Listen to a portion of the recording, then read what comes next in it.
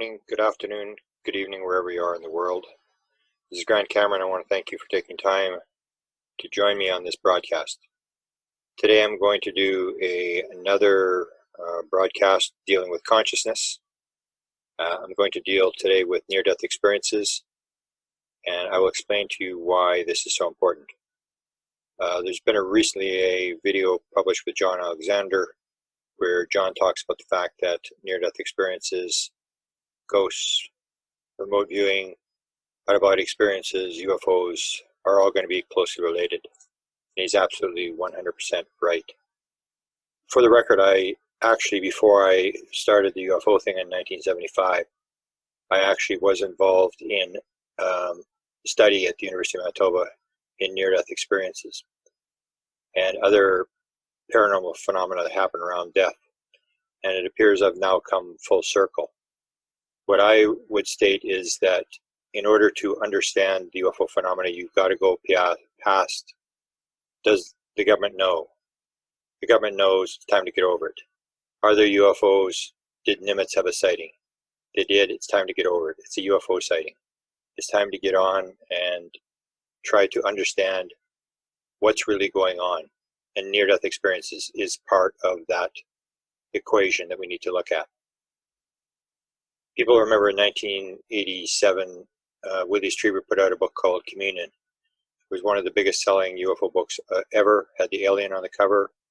Everybody knows the book. A lot of people saw it and knew they were immediately involved. They were experiencers. That was in the days before the internet. Willie Strieber, when he put the book out, got hundreds of thousands of letters from various people telling stories and making comments on the book. His wife, Anne, hired an assistant to help go through all these letters. Whitley tells a story that at one point Anne came out of the room and said, based upon all the letters that she was reading, Whitley, whatever it is we're dealing with, it has something to do with death. The other point that ties this in is the #1 best-selling book on the New York Times was a book on near-death experiences by Jeffrey Long. He had a series of questions that were later used in the Edgar Mitchell Free Survey, the Foundation for Research into Extraterrestrial and Extraordinary Experiences. The same questions were in the near-death experience survey. And basically what you do is you have the same answers to the same questions. There is a very clear connection between death and the UFO phenomena. So today I have a guest, Lura Ketchledge, who's a prominent writer. And we're going to talk to her today about her experiences. And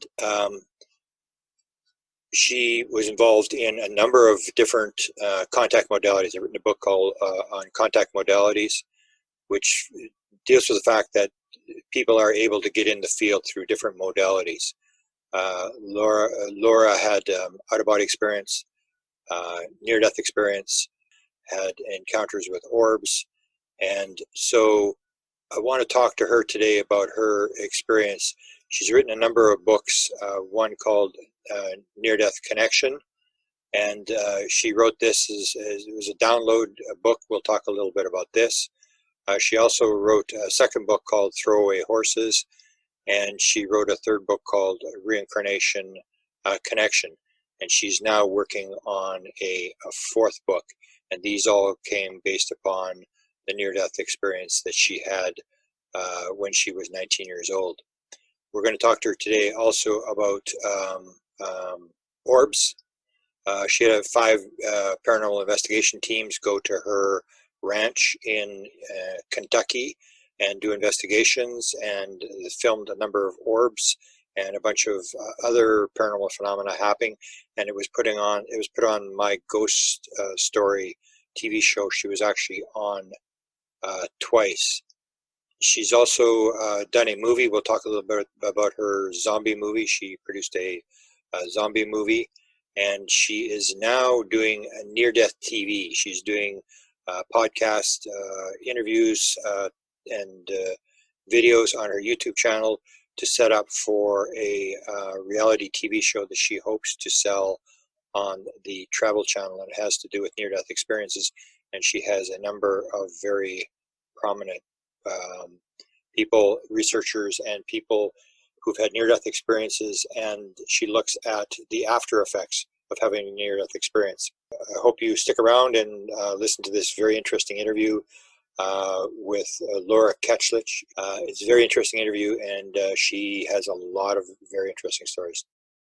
So Lura, welcome. Thank you for stopping by and talking with me. I've become very interested in near-death experiences. In fact, you'll hear in the intro, I'm sort of known for the UFO thing, but I actually started with near-death experiences back in like 1975. And oh, wow. I did a study where I went to the hospital, and I talked to chaplains about, I had been a big fan of Edgar Cayce, and Edgar Cayce had predicted his own death. And so I thought, wow, that's pretty cool. And so I went to the hospital. I said, anybody ever predict their own death? And they went, oh yeah. And they would tell me these stories. And then near-death experience. Anybody have a near-death experience? Yeah, oh yeah. And then anybody ever have someone to come and greet them before they die? Oh yeah. And they would tell me all these stories, and I spent a whole term doing it. So that's where I started. I go into UFOs, but I've come back around with near-death experiences because Desta and I are putting out a book called Contact Modalities. And the whole theory is that there's a field, and you have ghosts in there and UFOs in there and dead people, and something happens and it enables you to go in the field. So some people can do meditation, some people have a head injury, some people have near-death experiences, and they sort of pop into the field, and then they come back in and they tell everybody, and they say, no, you weren't there. Nah, that never happened. So we've got about 70 different contact modalities, and near-death experience is one of the key ones that actually ties into UFOs. Because if you're familiar with the near-death experience literature, if you look at Jeffrey Long, he has a series of questions that he asks. I think it's 140 questions. The same series of questions were used for people who claim that they've interacted with the intelligence behind the UFO phenomena. And it's the same answers. They all go, yeah. It's all the same answers. And then you start wondering, connection. It may almost be the same thing. There's something going on that put times in together. So I want to go through your story, and can we start with your 12-year-old one? I think you describe it as an out-of-body experience, but I would look at it again like a near-death experience, but you didn't get far enough in. So tell me your 12-year-old story, and we'll go from there. Like every little kid, Grant, I was a horse-crazy little girl, and I just loved horses. And one day my girlfriend called, and we decided to go to a stable. I got on a horse. I'd never ridden before. This was August of 1972. Okay. It was just a few days before my birthday. And the horse took off with me, and I couldn't control it. And it ran so fast, ran right up onto the highway, and the pavement had just been, was fresh. So it was that slick tar in Florida. And so the horse flipped up in the air and fell on top of me and crushed me.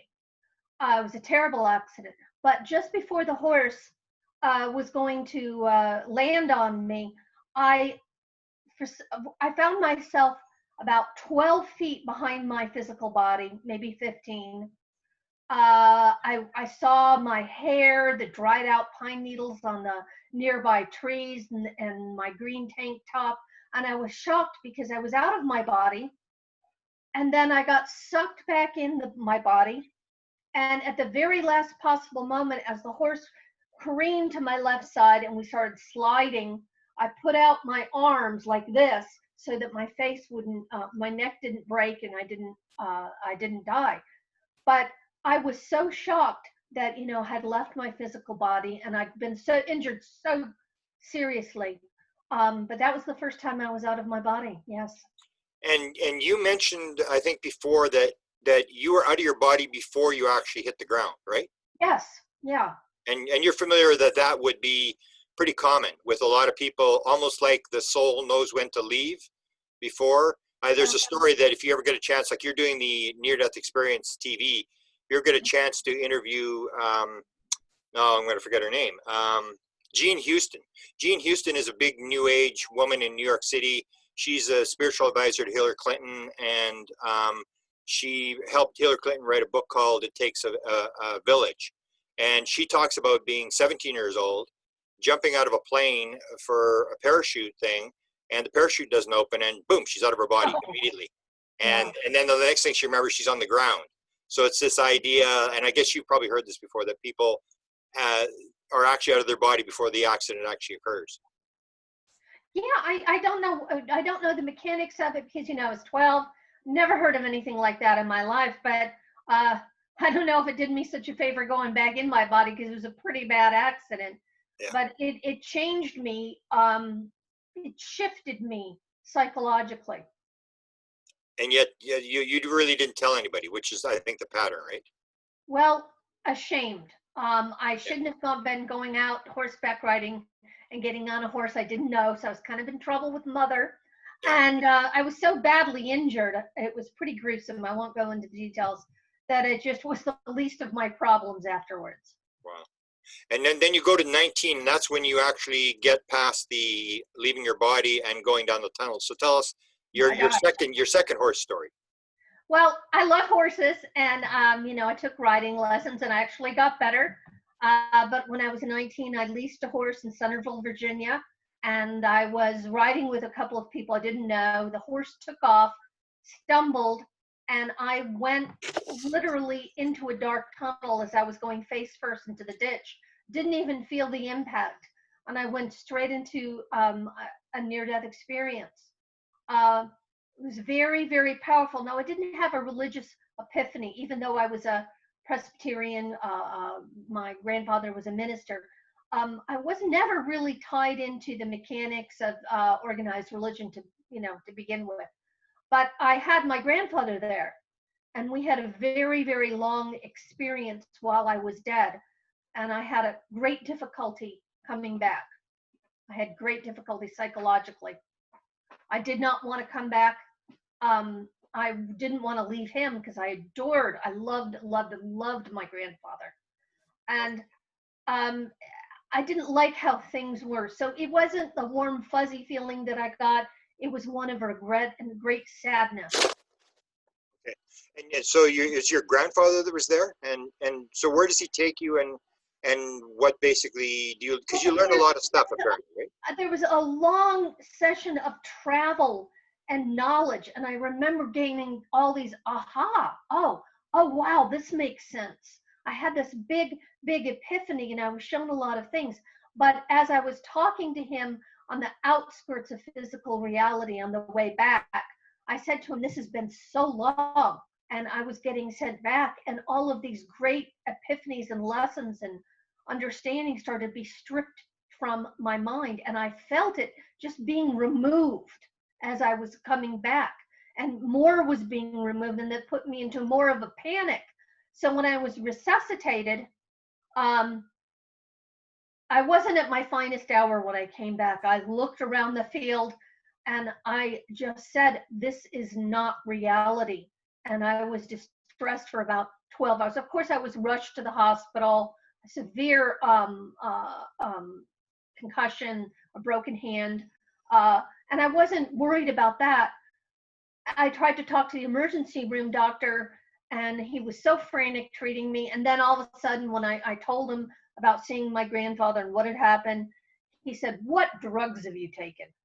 So he was shaming me, and he started to be very angry at me. And I just, part of me just collapsed inside. So when I was coming from the hospital, my mother was driving me to her house because I had my own apartment. I was 19 at the time. I didn't live at home. When we were at the intersection, I just felt an urgency. I've got to go. And I just started to get out of the car in this busy Fairfax, Virginia intersection because I had to get back there.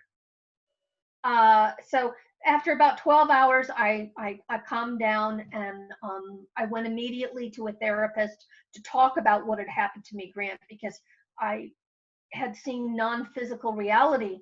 And my therapist leaned over and said, are we having a pity party because we got hurt?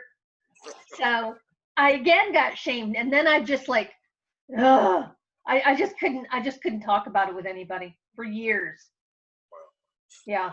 One of the things they talk about, like one of the questions I think that's been used with the UFO experiencers is, at any point in your experience, did you know the answer to everything in the universe? And the UFO people say 40% claim that they knew the answer to everything. So were you in that kind of environment where you could ask a question and sort of get whatever answer you wanted? I was gaining knowledge, and I didn't feel as though I wasn't connected to being a human being so much, you know, or identifying so much as being a human being. Just more of a point of consciousness. Okay. Did you have an ego at through the whole thing, or was your ego sort of Oh, gone? I always have an ego, hon. I still got it. It's big. I'm one of these people that, you know, as soon as I turned 18, I thought I could do it all and knew it all. Yeah. Much Did you have as did you have the oneness experience in terms of being like the drop in the ocean type thing? going to source? Yeah.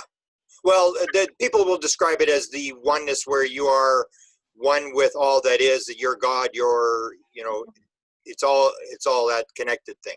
I've been to source. I have been to source, but it So was how do you later describe on. what your impression of, so what is source and what does it mean to be connected to it for people? Because I've never had the experience. Okay. Well, it was a big shock, but um,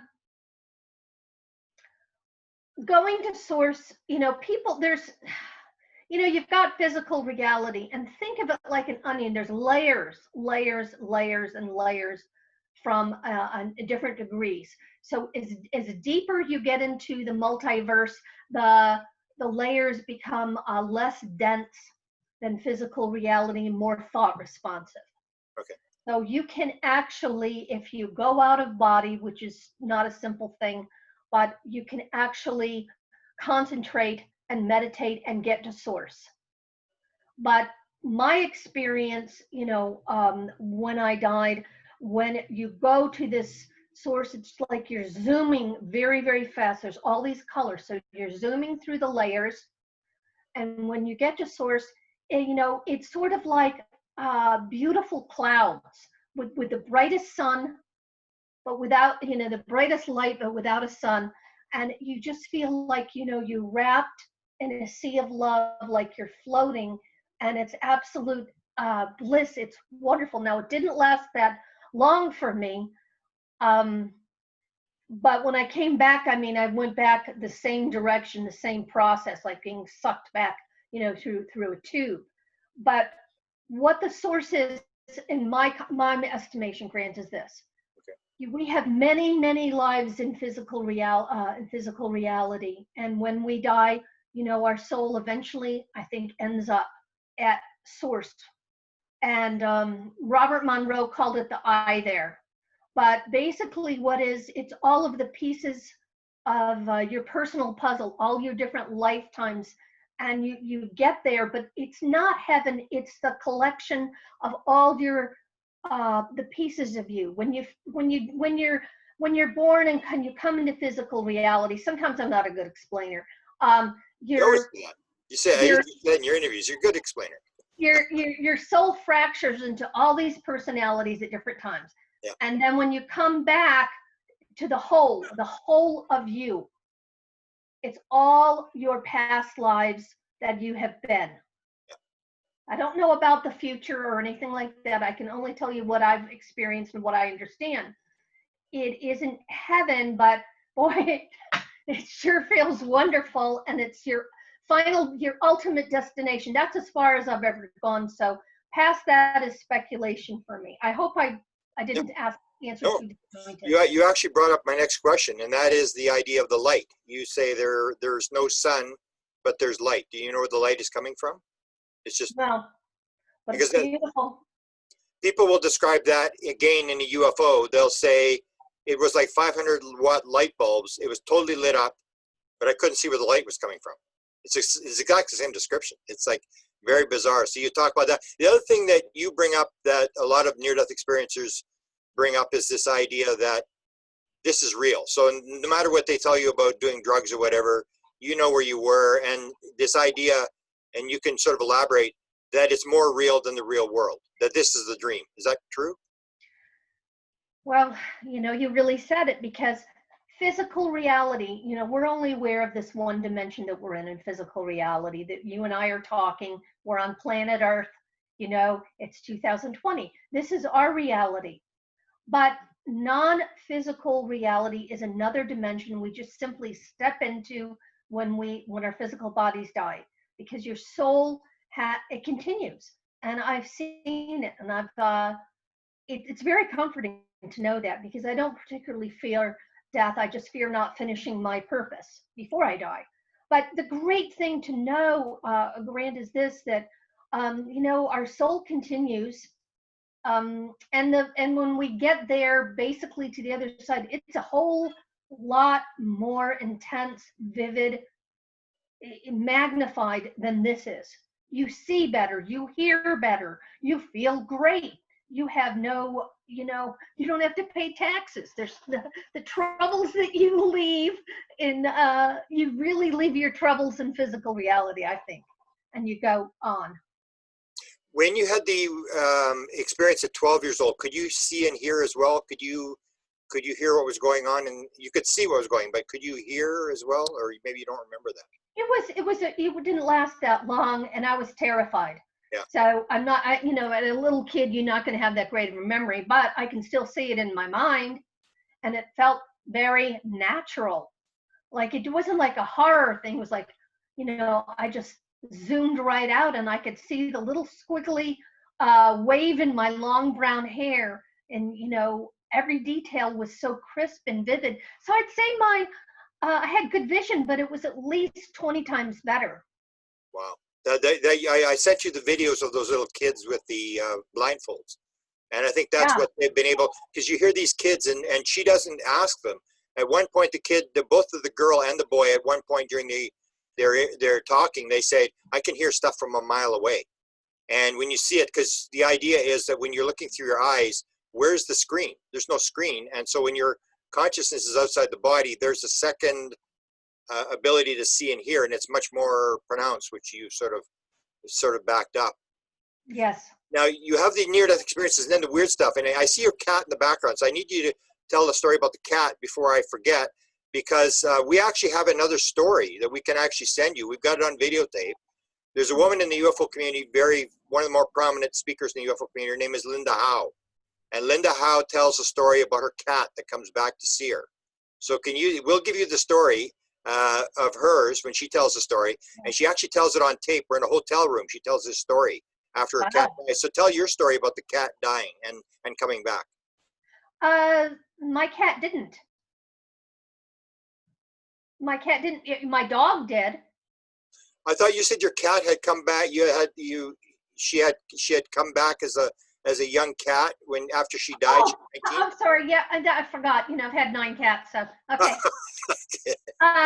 This was 1986, and I had a cat growing up, Puff. Like, she's like 19. She died at 19, but she was living with my parents, and I was married and living in New York City at the time. So I got the phone call that Puff had to go to heaven, and I was pretty broken up. But when my husband came home, he went to bed, and I came to bed a little bit later, and I looked up, and I saw this like orb, and it was smaller than a volleyball, I'd say about this big, and it was an orb. So I don't get afraid of these things. So I got up on took my chair and stood up and tried to like touch it and get close to it. It was up towards the ceiling, and as I was putting my hand towards it, I felt, I don't know, like a wave of love. And all of a sudden, in my mind, or in it wasn't in the orb, but I saw it in my mind. It's like I was having 2 perspectives at once. I was seeing the orb, but I was also seeing in my mind Puff young. I mean, kittenish, like 14 months old or something. And I heard a meh, like that. And I was like, oh my God, this is so cool. I was just delighted, and I was so happy that her soul had survived. I don't talk about it very much, so it slipped my mind tonight. but it was a really beautiful experience. And she was my first pet. She was a gray girl, gray tabby, and I just adored her. So yeah, she came back, I guess maybe to say she was okay. Who knows? But I was able to see her, and then I called up my sister who loved the cat and told her, and that was some comfort. So that was pretty cool. You said that went on for like 5 or 6 minutes. That this Yeah. there, yeah. Oh yeah. Yeah. Yeah, Interesting. I tried all kinds of experiments when orbs would come in my room, like, running for the camera, trying to talk to it. I mean, I've like done all kinds of experiments through the years. Wow. So, I've done some video stuff on orbs. I've sort of gotten to be the center of all these people sending me their orb photos. So what's your impression? Tell me a little bit about your orb stories.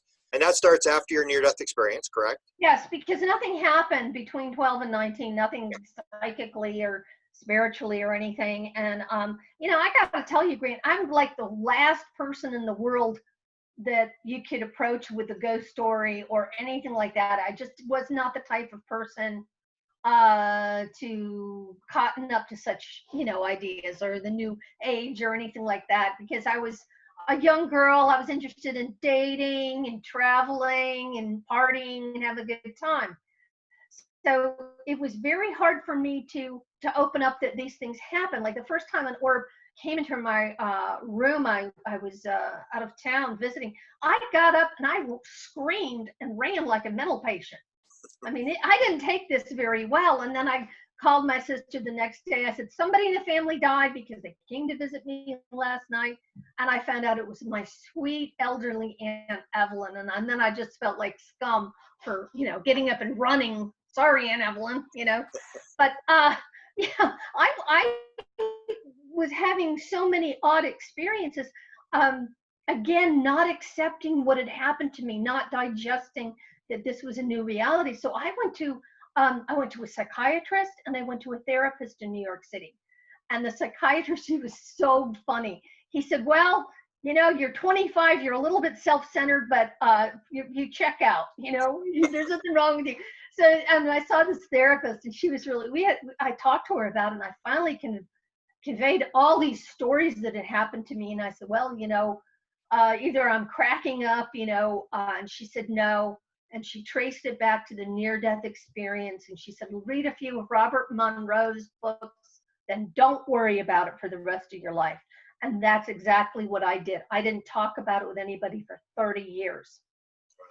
I just had these bizarre experiences, and a few were life-saving. Yeah, tell me about that. You had your father come. Was it your father that came to you, or? No, I was very ill when I was in my 30s with autoimmune disease. Oh, okay. And I'd gone to the Mayo Clinic, and then I'd had these pains. I'd been rushed in for tests, and I was told I was okay. I was miserable, but it was going to pass. I wasn't in any danger. So one morning, my dead grandfather just came out of thin air, sat down beside me, and he put his hand, and he looked like when he was alive, he put his hand over my abdomen and said, your spleen. And then he dissolved. Then this gets a little crazier. Yep. So my mom's like a nurse, and I'm living at home because I'd been very, very ill and in and out of the hospital and surgeries and all that crisis stuff. And I told her, and then I described what he was wearing, this plaid, a plaid shirt, his belt, his pants, and even the little faux pocket that he had to one side. And she remembered the outfit. And so I told her, and she said, gosh, this doesn't sound good. And I ignored it because I didn't know where your spleen was. And then a couple of days later, I heard someone in my ear say spleen. So I went to the doctor and I told him what happened. And instead of, committing me, he wrote a physician's order for a splenectomy. He said, I've heard strange things over the years. And he said, I've learned to heed them. And I went to the surgeon and I said, can you take out my spleen this spring? And he said, how about Wednesday? And got it out, and my spleen had hemorrhaged and was hanging on with a large blood clot. So it saved my life. Wow. So you've had a lot of orb experiences over the years, and Yes. and you had the farm, which was you describe as the haunted farm. So orbs, have you had photos where you are in the photo where there's orbs with you in the photo? Oh yeah. I had experienced, and this is, very random. I have no control over this. This is, when I want it to happen, it never does. When and if there's a message, it always comes in sideways. So I'm not like some great, wisdom of knowledgeable person. I've just had some very insightful experiences. So the orbs have been random, coming to my home wherever I'm living. But I lived in this one farm for like 10 years. So I had called some paranormal teams in, 5 of them. All had positive findings, positive EVPs. It was kind of fun because these people were pretty knowledgeable and they knew equipment that I had no idea how it worked. So we got in all of these teams, and none of the teams talked to each other. But they all had positive findings in videotapes with orbs. So I just sent it in to my ghost story on a lark. 3 weeks later, I was in Hollywood and I was on My Ghost Story in 2011, and they called me back the following year because I sent them more evidence. So I did a second show with My Ghost Story, and I was pretty candid and vivid, and I had some witnesses. But that has had a lot of activity in it: orbs, positive EVPs, and electrical problems too. Yeah, that's what I want to ask you about, because that's one of the questions. And UFO experiencers will say all the time. So tell me about what kind of electrical problems you have. Batteries would drain. Brand new packs of batteries. After one of these experiences, I'd open the pack, they were all dead. So it kind of got pricey. It did. But, I took it with a grain of salt. So like the TV would come on in the middle of the night all by itself. And this problem has followed me to where I'm living now, and when I was in Florida also. I've changed TVs. I went from cable to password protected Wi-Fi. The TVs will just come on with me. Now radios not so much, but what? Washers, dryers, microwaves. Do you have trouble? Or lights? Do you have lights that go off, or like that lights will burn out and stuff like that? Yes, I do. Yeah. Okay. See, that's very common in the UFO field, and everybody thinks it's because you've been abducted. But that's why I'm so interested in talking to you, because it's the same pattern. It's exactly the same thing. I have a friend who's can actually heal people. Can you heal people? Do you have the ability, that kind of stuff? No? 0. Nope. I would heal myself if I could, but no, I did not. And he gave me the list of the appliances, and it was like 3 washers, 2 dryers, 2 microwaves. It's just going through the list, and in like motion 8 years. Detectors. I had motion detectors on my farmhouse, and my poor friend Shannon Hunt, she was the girl that came on with Ghost Story. So like the night before we're gonna fly out to California, we're sitting in my living room, and then they go off, and the look on that poor woman's face. She never came back to the house after that. So it would be you. Like I know you called it the haunted farm, but yeah, but it's following you around. The phenomena is trailing you, because you said that you went back to talk to the guy, correct? Tell me that story. You went back to check out the farm after you sold it. Yeah, I sold the farm, and a year later the kid was in town, and I went to the house and I asked them if they had any paranormal activity, anything odd happen. Nothing.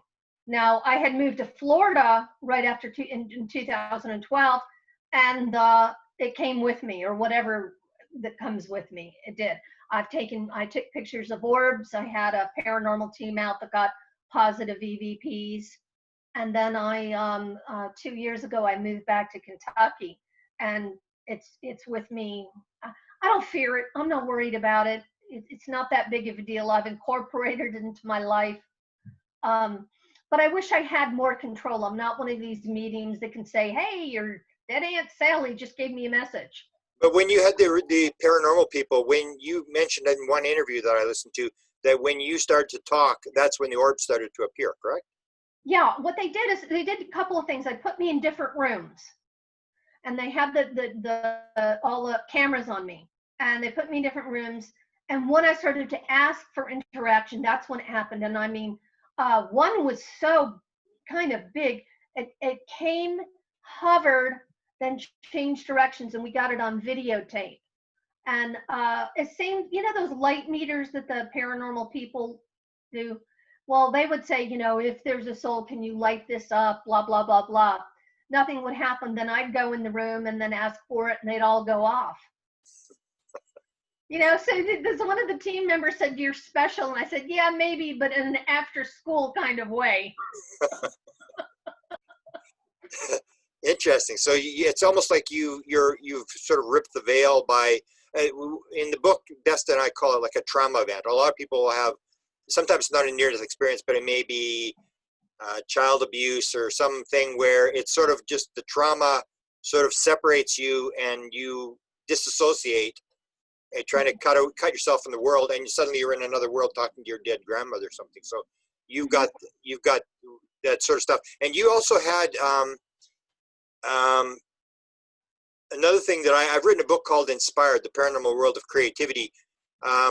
You're dyslexic. You had no interest in writing in English, and you get your first book in a download experience. Can you describe that? Yeah, this is really weird because yeah, I'm really super dyslexic. It's embarrassing. I flunked out of nursing school and junior college, and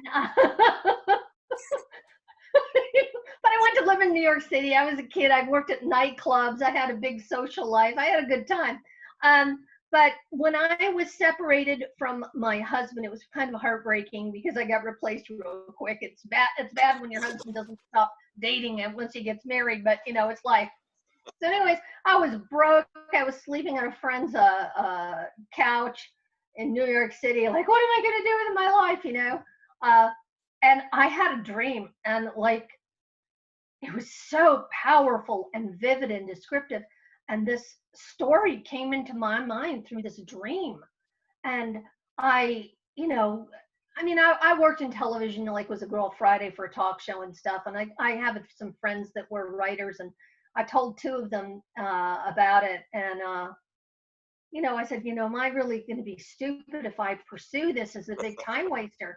And they said, no, you know, really, you really describe a good, an interesting book. And I thought, what the heck? I'm going to try to write. And that was like when I was 29. And then when I was 32, I went in for surgery and had a stroke. And it was in the left hemisphere of my brain.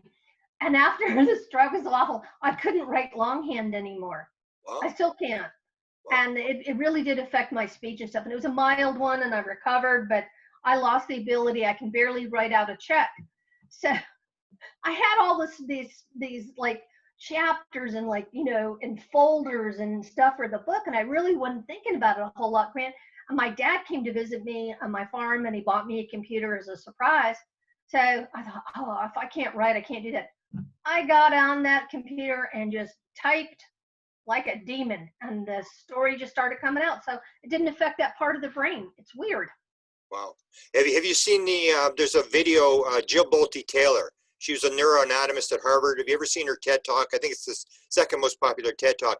She had a brain hemorrhage as well in her left brain. And she talks about the fact that the left brain is what keeps you in the physical world, and it's the language and rational, analytical and stuff. But when she had the hemorrhage, she was in the lap of the universe, and she's like all this stuff, and she's one with everything. And that's where we sort of believe that the downloads come from, when you can shut off the left brain, and the right brain can the female brain can tap into and pull down the stories. So did you have any other experiences when you had the stroke? Did you sort of open up more? Was there more things that happened after the stroke, or was it just? I was so incredibly ill for those, like the last, you know, for those couple of years. But after I did after that stroke, I did see more orb activity after that. It was a markedly increased activity. Like, you know, I was in the hospital one time. I sound like so tragic, like a country western song. Because yeah, I think you said you had 25 surgeries or something. Yeah. And if it was cosmetic, I'd be a goddess. Okay. I'm a very happy person. It just, you know, I had a lot of not good things happening to my body when I was in my 30s. So I was in the hospital one time. I was rushed to the hospital and I had autoimmune hepatitis.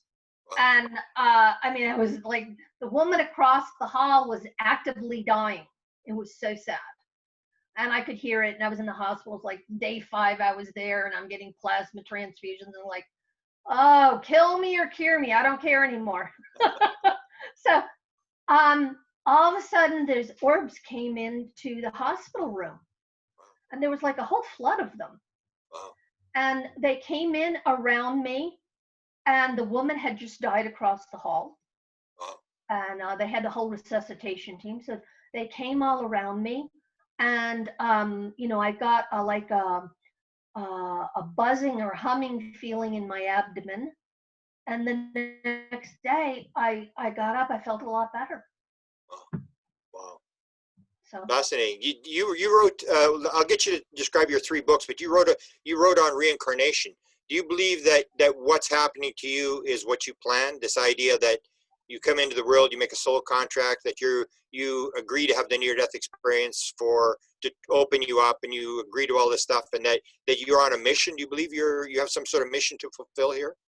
unfortunately so, but I'm the reluctant soldier because I would have really preferred to have a vanilla life where I looked hot, married the right guy, had a good time, and went to vacation to Tahoe. But quite the opposite happened. I had to be shown, literally, had a lineup of all the men, all the women I was in past lives to really believe in reincarnation. I had to really be shown. So I was shown that I've had past lives. Creeps me out. Didn't like it. I am like the last person that wants to be kicked for kickball, you know, and the kickball team. It behooves me that my higher self would choose me. Because I just don't have the personality for this. But I was shown a lot of things. I do remember being shown that I had been male and female, which was hard to me to digest. I saw a man that was representative of all the other men that I'd been. I saw a woman. Neither one were attractive. And, you know, I did ask, what is my purpose in this life? And I just really asked. And I was shown a black room with a table. And on that table was an IV bag. And here I'm, instead of being grateful to, I expletive deletive. Can't be this, it's got to be my books or something I've done with animals or something. And then I saw right above it, I heard auditory woman's voice, yes, and then written out in cursive in like a yellow, almost flame color, yes. So this was my purpose, to overcome or experience this, you know, ongoing autoimmune disease tragedy. I don't know, but Wow. It was very, you know, be careful what you ask for because you might not like the answer. Yeah. So to describe your 3 books that you wrote in terms, and you're doing a 4th book, correct? Yes. Very kind of you to ask, Rand. I had all of these paranormal experiences, which, you know, I didn't talk about, but, you know, your subconscious has a way of, you know, working through things. So I dreamed about this book. And when I started writing, I just started putting in all these facts. I thought, you know, this is a great vehicle. Use a fictional story, you know, a romance, paranormal romance, murder mystery, but put in explain to people how things work in the non-physical, how hauntings work, astral projection, reincarnation. Well, it took 3 books to do it, and I'm going on book 4. But they were very lengthy stories, but I explained step by step because I never explain fully in an interview. You really have to read the book because my tongue gets tied up to explain the splendor of a near-death experience.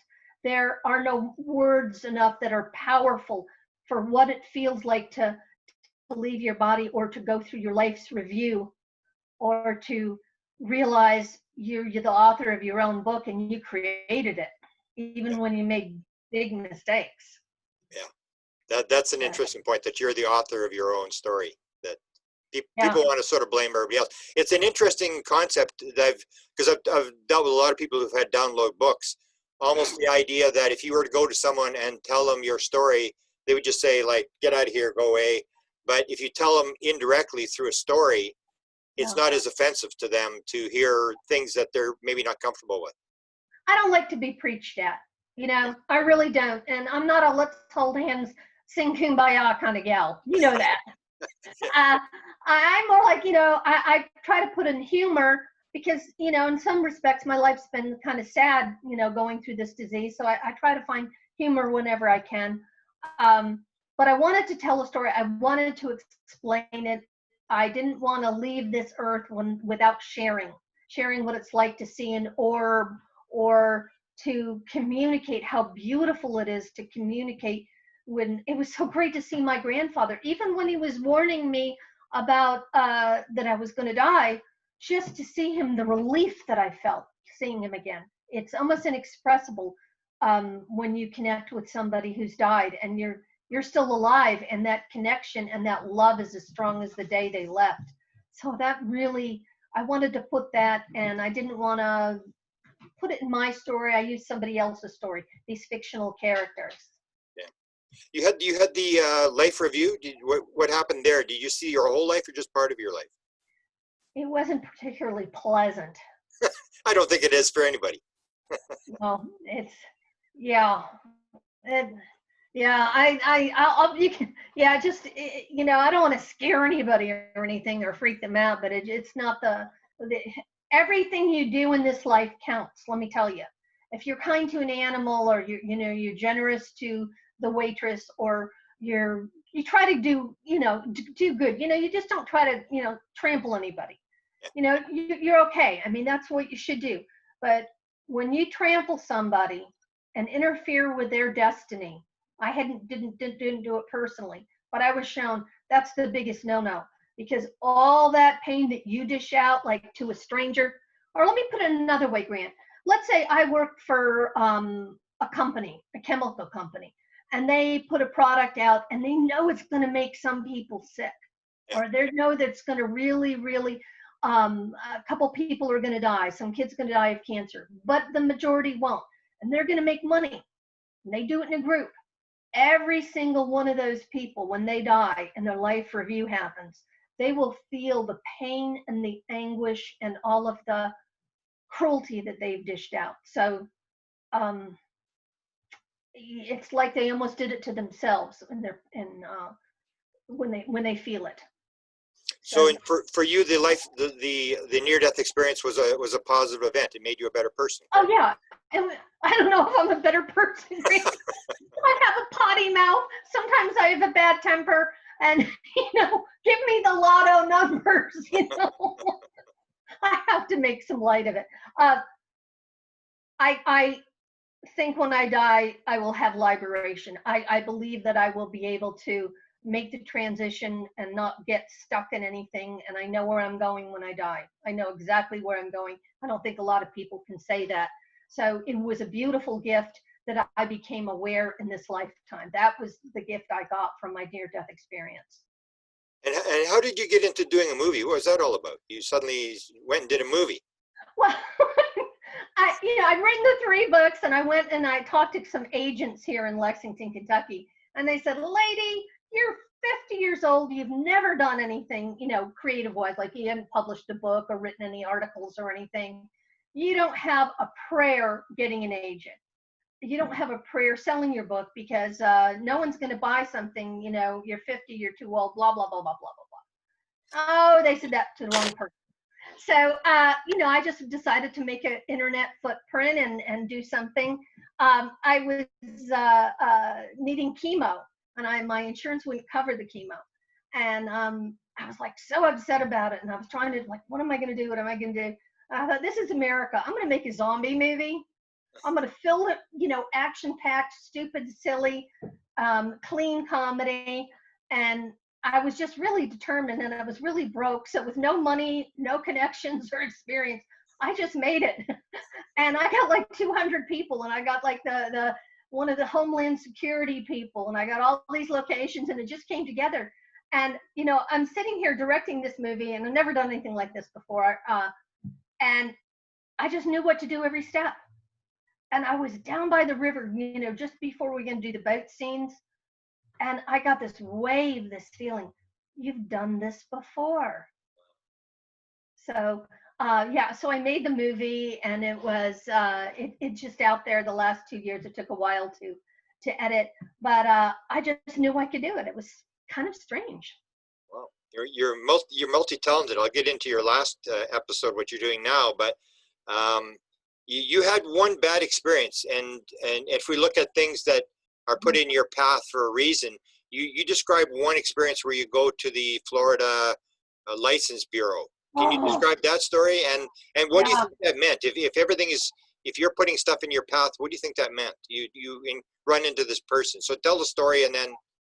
Okay, so I was 24. I was living by the beach in Florida, or in Ormond, living by the ocean. So I had to run over to the DMV one day, and there was this man standing there, and he was just he looked like a troll. I mean, just like this little angry guy, just ready to like pistol whip you. Anyways, and he was looking at me and checking at me, and I can say this now because I'm 60. I was kind of like an attractive girl, and you know, he was really checking me out, and I was creeped out. I felt like going, stranger danger, but I didn't. So I go home from the DMV, and I'm not thinking anything about it. I go to bed. I live alone. I have a dog. I'm sound asleep, and then I wake up, and I can't move. I'm just enveloped in fear. I hear a man walking from my living room into my bedroom. And I looked up, and it was that same man. And he was like a luminous off-white, not pure white, off-white, like almost a little bit of beige. And he'd been whistling, and he was angry, and he was really, really focused on me with not good intentions. And I looked up at him, and I just thought, you know, why me? Why would you want to hurt me? And he was so angry and looking at me. And then he began to dissolve, and he was gone. And it really occurred to me, maybe he was never alive at the DMV. Yeah.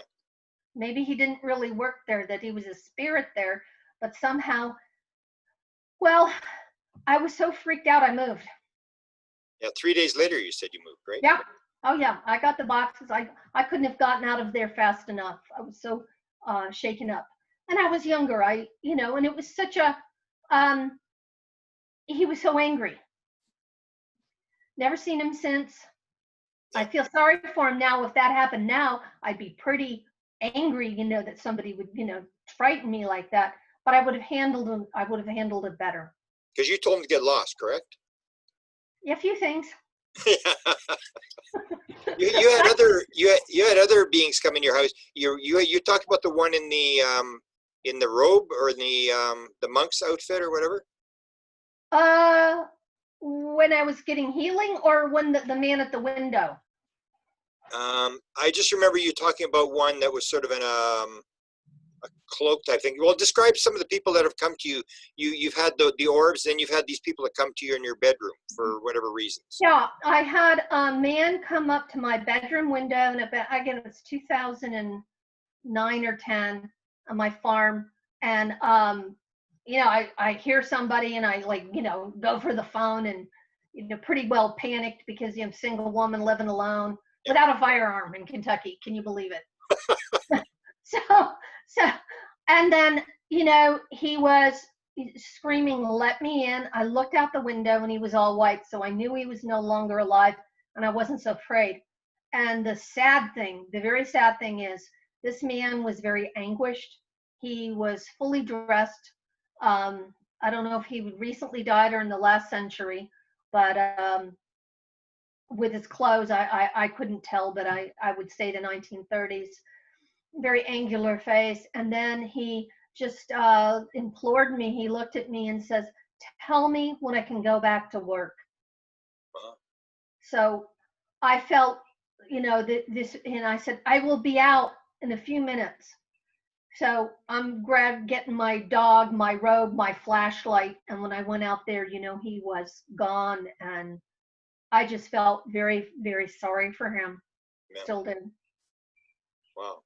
You're almost like a magnet for these type of things, because you had a couple of encounters with people that come to you. I gotta move the cat. Sorry. She wants on the show.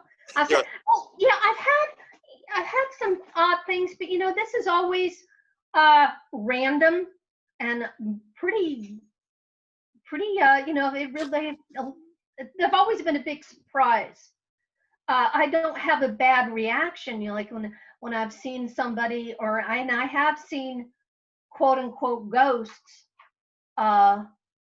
Sometimes it's been comforting. Would you like me to share on the experience? Yes, sure. Yeah, that's So and what do you think about it? Why did you have an interpretation of all these events, or they just random things that appeared in your room? I do. I'm able to process it usually better after the event. Like, I'm not all that knowing and smart to begin with. So, one time, I had come back to Kentucky, and I did caregiving for both my parents till they died. Both my parents. So I was come back in Kentucky, and I was very physically exhausted. I was looking for a house, and just moving, to get back from Florida and get my life back in Kentucky after 5 years of caregiving. So I'm at my friend's house, and I wake up, and my late mother and her best friend are standing over me with a lot of concern and worry. Wow. I felt a lot of love. Now, they did not look white, but boy, they looked younger, because they both died in, over 80. So I would place them in like 35 or 40. And I was like going, God, Mom, you look good. So, I knew, I think they wanted me to know we're there, we love you. We're there. And I tried doing meditation to get it back. I don't usually get to do a repeat of anything, but it was just a really comforting thing to know and to feel. And now you're doing TV. So you're doing near-death TV, which is a fascinating idea. Have you gotten to the point where you've sold it? You were trying to sell it to the Travel Channel. Where are you at with that whole stuff? Well, I just did a show with the Travel Channel called Paranormal Night Shift that'll be released soon. The pandemic has stopped everything, but I've written a treatment for a reality TV show. So I thought beforehand I'll do some interviews and podcasting, investigating the after effects of near-death experience. But in the treatment of the show that I'd like to do, I'd like to take a paranormal team, and we go to an individual who's had a near-death experience, put camera equipment around them. I interview them, and then we try to get some paranormal activity either through a seance or deep meditation and record it. But I am going to be definitely the Scully skeptic. I am a hard sell. You just can't show me a picture and there's a little bit of blur in it and there's a message in it. I want to have a co-star that's a true believer, and I want to do this in the future. I think that would be interesting. We'll really explore the after effects of near-death experience, because you have this life-changing, game-changing experience, and you come back, you've seen the other side, nothing's ever the same for you again. And I don't know how some people get super religious, other people get depressed because they want to reach out to that. And one of the main things is suicide is not a choice. I mean, that's pretty much a no-no. We're here to finish out, the cards we've been dealt. And what was the one, the show that you did for them? What was that all about? You just mentioned. It was when I went to take care of an elderly couple, and I saw orbs, and I had a paranormal activity that I saw the first wife of the homeowner there in the house. Wow. So that was a long time ago. Well, what's your take on orbs? Are they all deceased people? Is that what your impression of them is? Well, over the years, when someone's been dead a while, they usually come in a white orb about so big, like a volleyball. I've seen a collection of orbs come in together and hover like in a straight line, like 4. That was the max. And they were like a mauve color. But think of an orb as when an orb comes in, it's almost liquid glass. It's this beautiful density. It's very, very sheer, but very dense at the same time, which is a contradiction, but that's the way I view it. So I've seen the white and the pink or the mauve color many times. Then I was really surprised. I think it was twice I saw the blue orb. A blue orb came into my bedroom, and I guess it was 2008. My dog was dying. She was in, I don't know, it was liver cancer. She had cancer and she was dying. And so a blue orb came into my room, and I was, awakened by it and startled. And then my dog, who had been lying for hours, I saw her leave her body. Wow. And as soon as she left her body, she looked, colorful, yeah, but her hair was longer and she looked younger, like, like 1 or 2 years old. And she ran over to me, and I just went to grab her, and I grabbed nothing. Wow. And then the experience was over. So, and the blue orb came back, and I was even able to see the reflection in my bedroom window of it. But since then, nothing. I don't know what it's meant, but I didn't know it came in the color blue. And it was different from the other ones because there was more of a sparkling core in it and changing colors that were like from a turquoise to a medium bright. It was just unbelievable. I did a painting about it because it was so unusual. Wow. I'd like to see that, and some of your orb photos, because I'm getting inundated, and I'm just sort of fascinated with people that see them. It's almost like certain people. I mean, some of the people I have thousands of photographs. I mean, and they've never really made them public. And when I sort of went public, they sort of came with all this sort of stuff. Have you reached out to near-death experience people, or are they coming to you and for your show, or how are you going to get your people? I just put something on LinkedIn, and a lot of people contacted me. I've done an interview, and I'm doing a podcast, and I've got Near-Death TV on YouTube. I just been putting them up this week. Robert Tremblay, who did 20 Seconds, that bestseller. Dr. Eben Alexander has been on my show. PMH Atwater, Jeffrey Long, O'Driscoll. Okay. And Jeff Olson, who had that horrible car accident, and his wife died, and she appeared in the ER to the doctor. So I've had some really, really, I guess I've done about a dozen shows. Peter Panagore. Wow. So I don't have my video editor, so I'm editing it myself. I have to apologize, but I'm getting them up there on YouTube, and hopefully when this pandemic is over, I can pitch my near-death TV ideas. That would be a fantastic idea. So tell us about your website and your video, like your ghost story is on your channel, right? Well, I painted an art series. I painted an art series of first-person pictures of my first out-of-body experience, the telephone that was ringing that got me on my ghost story. So I did an art series that's neardeathart.com, and my website is luraketch.com. And that has links to my books and my movies. And my book series is the Near Death Saga. See a kitty in the background? He's scratching away. No, she likes to open up the drawers. Oh, I see. Okay. Yeah. I met you. Good thing you mentioned the phone. I want to hear about the phone because I sent you the video from everybody's all into. Sorry. She's Okay. gonna tip over.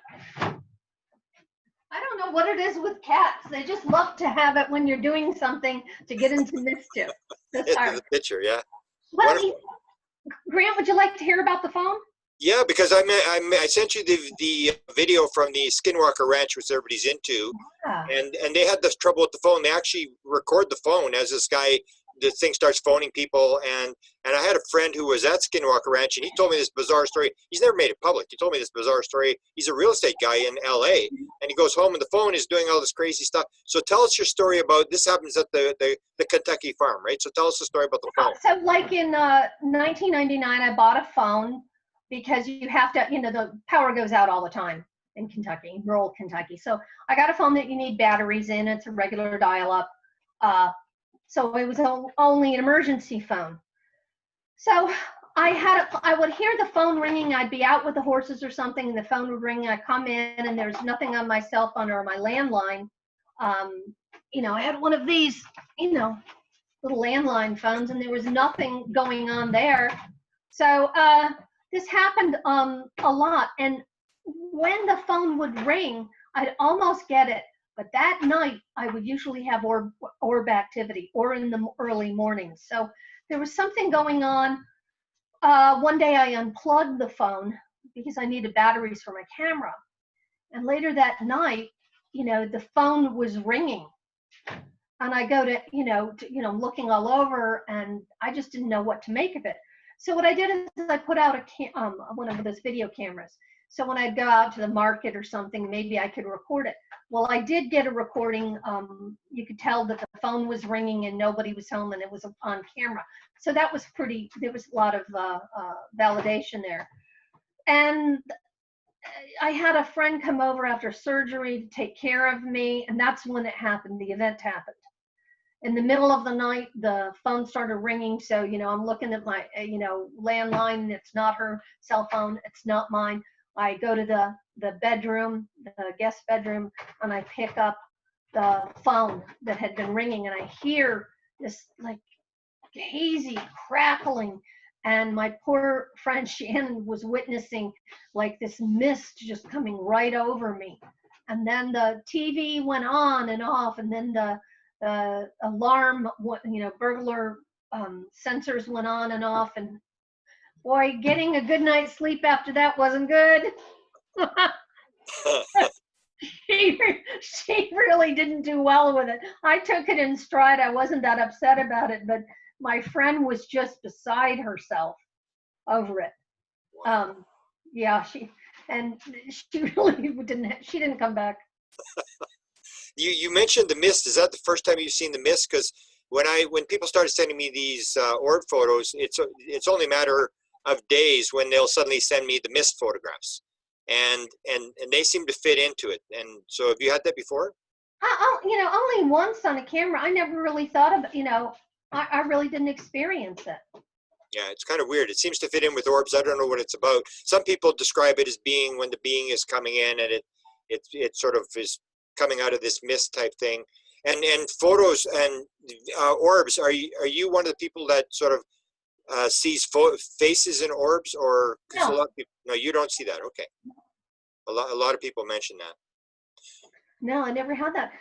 I'd like to share something with you. I had a shared death experience. Would that fit into this conversation? Sure. Oh yeah. Well, as I told you, I was the caretaker of both my parents, and they didn't go to nursing homes. They died at home, Yeah. Which is the way it should be. And, I was lucky enough to prepare my mother about what happens when you die. Even though she didn't believe you at the beginning, did she believe? Oh, no, she totally believed in me through all of it. Okay, good. And you know why? Let me preface this. I got up the nerve when I was like 24 to tell my mother what I'd been experiencing. And she said, well, you're just like your grandmother. And I wish somebody had told me I had like 6 years of agony, my grandmother, my great grandmother had the same thing, and so did one of my uncles. These abilities, these strange abilities. So before my grandmother died, she told me all about her mother. I told her about, my grandfather coming like one time when I was in Paris.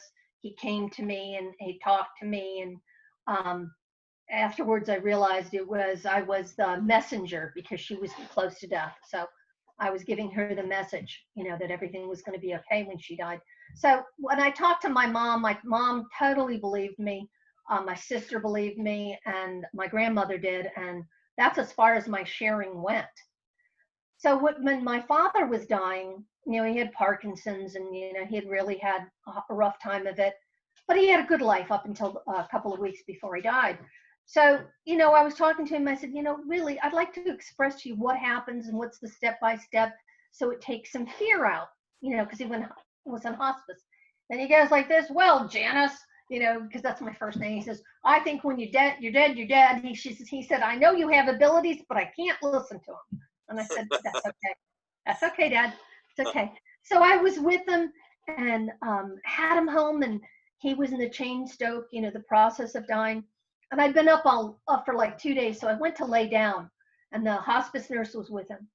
And all of a sudden, boom, I'm like out of my body, and my dad's right next to me.